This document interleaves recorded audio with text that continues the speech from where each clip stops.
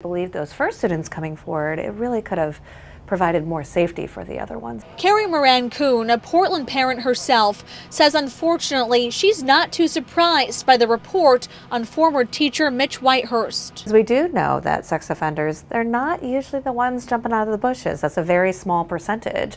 They are people in power. An investigation found Whitehurst, a Portland teacher for 32 years, would flirt with students, give girls, quote, unwanted attention, stare at students' bodies, call them babe or baby, and even ask teens to meet him at a hotel to have sex.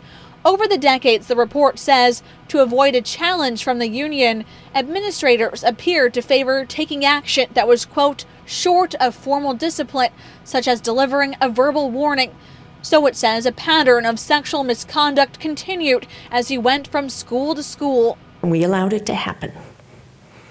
Let that sink in. PPS allowed it to happen. The report says when asked about allegations, he denied them, and that the district gave him the benefit of the doubt, not students speaking up. Well, you really see the impact on survivors and why they won't want to come forward if they're not believed.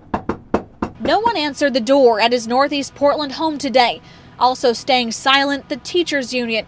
The report says union lawyers negotiated an expensive early retirement package for Whitehurst that included an agreement that PPS would keep any damaging information about him secret. Teachers Union President Suzanne Cohen told our news partner, The Oregonian, she would never grant an interview about this topic. There is something the administration at Portland Public Schools and any school actually across the state really needs to pay attention to this case and what went wrong, why did it go so wrong, and why did it go wrong for so long.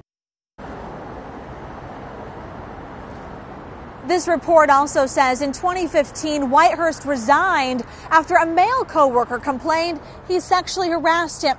Whitehurst has denied all allegations. Brenda, back to you. There is a lot to unpack in this case, definitely. Rachel, thank you.